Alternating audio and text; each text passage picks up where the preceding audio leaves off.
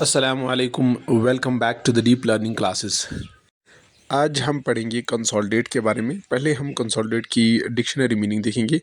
अगर हमारे पास छोटे छोटे एलिमेंट्स हों और उन एलिमेंट्स को हम कंबाइन करके एक सिंगल यूनिट बना सकते हैं, तो उस प्रोसेस को कहा जाएगा कंसोलिडेट। यानी हमने उसको कंसोलिडेट किया। यानी हमारे पास अगर छोटे छोटे टुकड़े हों किसी चीज़ के, और अगर हम वो सारे टुकड़े मिला लें, तो उनसे एक यूनिट एज ए होल हम उसको देख सकते हैं। तो at this process is called as consolidate. इसको कहा जाएगा कि हमने कंसोलिडेट किया है, कि हमारे पास बहुत सारे नंबर ऑफ थिंग्स थे एंड हमने उनको कलेक्ट किया, हमने उनको कंबाइन किया to form a single unit. हमने उनको एक ही यूनिट बनाया, तो इस चीज़ को कहा जाएगा कंसोलिडेट। माइक्रोसॉफ्ट एक्सेल या अगर कैल्सी की बात किया जाए, तो वहाँ पे हमारा एक टूल मिलता है कंसोलिडेट, जिसमें हम डेटा को कंसोलिडेट करते हैं। तो data consolidation in Excel and LibreOffice का मतलब ये होता है कि जब हम एक्सेल माइक्रोसॉफ्ट एक्सेल करें इस्तेमाल, या चाहे हम लिब्रे ऑफिस कैल्सी इस्तेमाल करें, तो वहाँ हम डेटा को कंसोलिडेट करते हैं। यानी हमारा डेटा जो है वो बहुत सारे शीट्स में होता है, और हम उनको कंबाइन करते हैं एज ए होल। हम उनको कंबाइन करते हैं एक ही प्लेस पे, एक ही जगह पे। तो उसको कहा जाएगा डेटा कंसोलिडेशन। सो ये प्रोसेस है जिसमें हमारे पास डेटा जो है वो मल्टीपल सोर्स से आता है इनटू ए सिंगल प्लेस।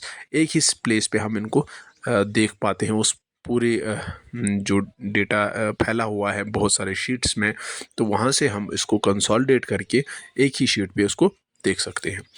तो ये बेहतरीन व्यू होता है, ये बेहतरीन तरीका होता है कि हम डेटा को एनालाइज करें। डेटा को एनालाइज करने का एक बेहतरीन टूल है हमारे पास, जिसको कहते हैं हम data consolidation. Next point is कि ये बहुत ज़्यादा यूज़फुल है जब भी हम डेटा को समराइज़ करके देखना चाहते हैं। From we have data in multiple sources, from multiple sources we can collect the data.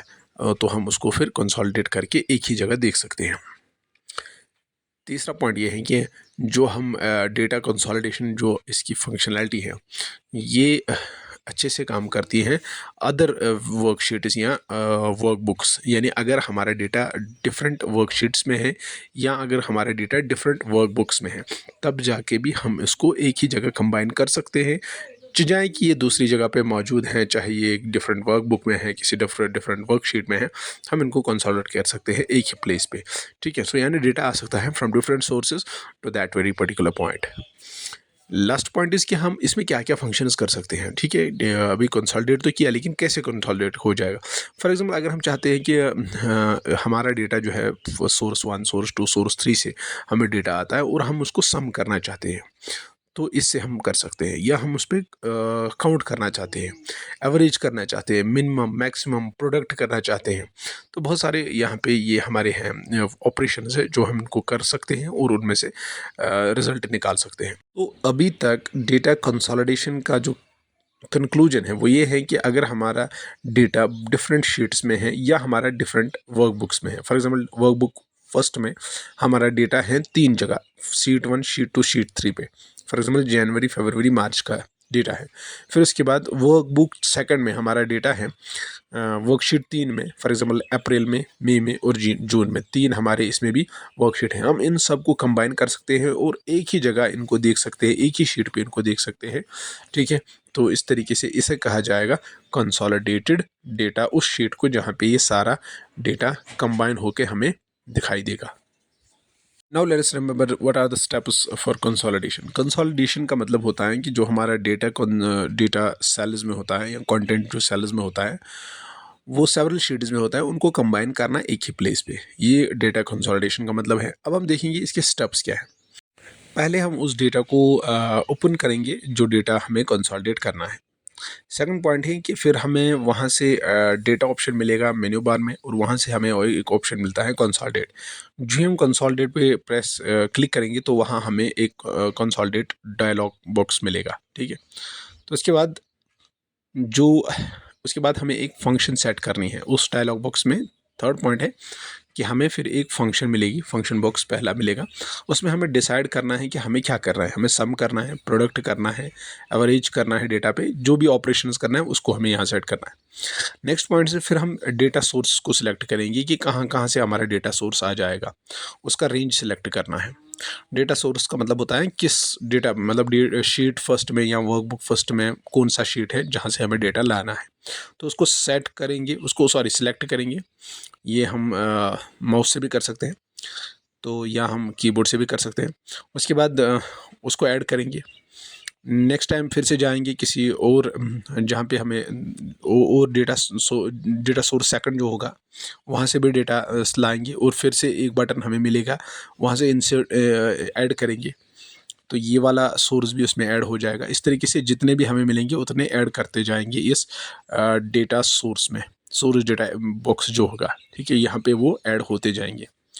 तो उसके बाद नीचे और एक ऑप्शन मिलेगा कि अब हमें बताओ कि कॉपी रिजल्ट, जो हमें रिजल्ट मिलेगा उसको कहाँ पे रखेंगे। कॉपी रिजल्ट टू बॉक्स होगा एक, तो उसमें हमें वो रेंज देना है जहाँ पे हमें डेटा एक्चुअल में चाहिए, तो वहाँ पे वो रेंज दिया जाएगा और रिज़ल्ट। उसके बाद लास्ट में ओके करेंगे, तो सारा डेटा जो हमने डिफरेंट सोर्सेस से सिलेक्ट किया है उसका ऑपरेशन करके, यानी ऊपर जो हमने ऑपरेशन रखा है, सम रखा है, प्रोडक्ट रखा है, जो भी रखा होगा वो करके हमें इस वाले रिज़ल्ट कॉपी रिज़ल्ट शीट में आ जाएगा। यानी जहाँ पे हमने कॉपी रिज़ल्ट टू बॉक्स में जो हमने रेंज दिया है वहाँ पे हमारा डेटा आ जाएगा consolidated.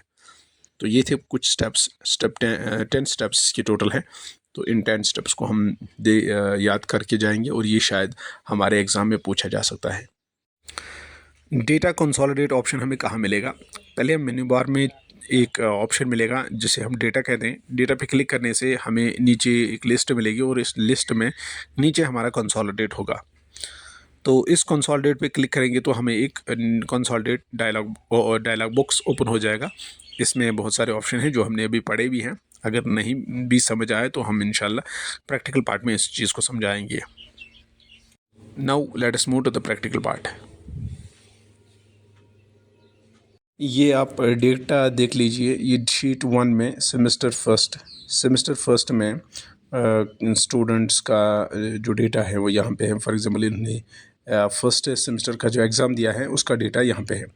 Roll number, name, address, ये तो कॉमन है सब जगह, लेकिन सब्जेक्ट 1, सब्जेक्ट 2, सब्जेक्ट 3, सब्जेक्ट 6 तक जो मार्क्स हैं वो हमने यहाँ सेट किए हैं। और उसके बाद टोटल मार्क्स और मैक्सिमम मार्क्स 600 में थे, उन्होंने कितने अचीव किए, तो टोटल मार्क्स या मार्क्स ऑब्टेन्ड में है। उसके बाद हमने परसेंटेज भी इसमें से निकाला है। तो ये शीट फर्स्ट पे हमने फर्स्ट सेमेस्टर का डेटा रखा है। सिमिलरली सेकंड सेमेस्टर का डेटा यहाँ पे है, बिल्कुल अलग डेटा है। थर्ड सेमेस्टर का डेटा यहाँ पे है, ये भी बिल्कुल अलग है। और फोर्थ सेमेस्टर का डेटा यहाँ पे है, ये भी बिल्कुल डिफरेंट है। तो ये डेटा, इस डेटा को यानी second, third, first, second, third and fourth semester का जो डेटा है ये बिल्कुल अलग अलग है। इसको हम फाइनल पे कंसोलिडेट करना चाहते हैं। यहाँ पे हम सब का डेटा यानी सब्जेक्ट 1 में जो data first semester, second semester, third semester and fourth semester का कैलकुलेट करके आ जाएगा, वो इस सेल में, पर्टिकुलरली इस सेल में आ जाएगा। सिमिलरली ऐसे ही सेकंड सब्जेक्ट का, इस स्टूडेंट का सेकंड सब्जेक्ट का जो डेटा है वो first semester, second semester, third semester and fourth semester का सम टोटल करके आ जाएगा यहाँ पे। सिमिलरली ऐसे ही ये सारा आ जाएगा। क्योंकि हमने मैक्सिमम मार्क्स रखा हुआ है पहले से यहाँ पे आप देख सकते हैं, क्योंकि हर सेमेस्टर का 600 है, तो 4 सेमेस्टर में 2400 मार्क्स हुए। परसेंटेज अभी 0 है क्योंकि अभी टोटल रिजल्ट नहीं आया। तो हम देखते हैं इसको कंसोलिडेट कैसे करते हैं। चलो हम कंसोलिडेट करते हैं। तो कंसोलिडेशन के लिए हम मेन्यू बार में जाएंगे। मेन्यू बार में हमें डेटा मिलेगा। डेटा पे हमें एक ऑप्शन मिलेगा कंसोलिडेट, इस पर क्लिक करेंगे तो हमें ये पहले से कुछ डेटा यहाँ पे है, हमने इसे पहले किया है एक बार, तो दैट्स वाई हम पहले इसको डिलीट करते हैं। ये देख लीजिए, पहले हम इस पूरे डेटा को डिलीट करते हैं जो भी यहाँ पे है। तो अब नए से हम कंसोलिडेट स्टार्ट करेंगे। तो ये हमारा फर्स्ट, पहले हमें पूछता है फंक्शन के बारे में। कंसोलिडेट पे जब हम क्लिक करते हैं तो पहले हमें बोलता है ये कि कौन सी फंक्शन आपको सेट करनी है। तो फिलहाल हमें सम करना है तो हम सम करेंगे। अब इसके बाद कंसोलिडेट रेंज, यानी हमें अब देना है source data range. Source data range में हम पहले सिलेक्ट करेंगे सेमेस्टर फर्स्ट का डेटा। सेमेस्टर फर्स्ट का डेटा यहाँ से सिलेक्ट होता है सब्जेक्ट 1 से, सब्जेक्ट 1, सब्जेक्ट 2, सब्जेक्ट 6 तक, और ये टोटल मार्क्स इंक्लूडेड ये हमने दे दिया। यानी यहाँ से सब्जेक्ट 1 से अप टू दिस सेल, यानी क्या है E3 से लेके K17 तक सेल एड्रेस आया रेंज। तो इसके बाद ये रेंज जो हमारे पास आया इसको हम ऐड करेंगे, ये ऐड हुआ ये डेटा। फिर हम सेकंड सेमेस्टर में जाएंगे, सेकंड सेमेस्टर में भी ऐसे ही डेटा को सिलेक्ट करेंगे बाय यूजिंग माउस, सेम यही आ जाएगा लेकिन सेकंड शीट का डेटा है। तो इसको भी यहाँ पे देख लीजिए आप, एड्रेस E3 से K17 तक आया ये भी, तो इसको भी ऐड करेंगे। ये सेमेस्टर सेकंड का डेटा है। सिमिलरली सेमेस्टर थर्ड फिर से इसी चीज़ को दोहराएंगे, तो इसको ऐड करेंगे। ये हुआ semester third, first second and third, और ये सेल एड्रेस। फोर्थ इसको भी डेटा को भी सिलेक्ट करेंगे, तो ये हुआ फोर्थ वाला भी ऐड। तो अब आप देख सकते हैं semester first, semester second, semester third, semester fourth, ये चार हमने सिलेक्ट किए। तो अब हमें फाइनल रिज़ल्ट चाहिए। तो फाइनल रिज़ल्ट के लिए हम जाएंगे फाइनल रिज़ल्ट पे, जो भी खाली है यहाँ पे हम ये वाला जो हमारा है यहाँ पे हम ये एड्रेस देंगे कि कहाँ पे हमें डेटा चाहिए। ये हमने रेंज सेलेक्ट किया, ये रेंज सेलेक्ट हुआ, यानी कॉपी रिज़ल्ट टू में इसमें आया, ये इसमें ये वाला एड्रेस आया, ठीक। तो अब हम ओके करेंगे, तो ये देख लीजिए सारा एड्रेस हमारे कंसोलिडेट करके यहाँ पे मिला, और परसेंटेज भी हमने साथ ही में सॉल्व किया। दीजिए हमें इजाज़त इस ब्यूटीफुल कोड के साथ। A bad Penney always comes back, खोटा सिक्का किसी को कबूल नहीं।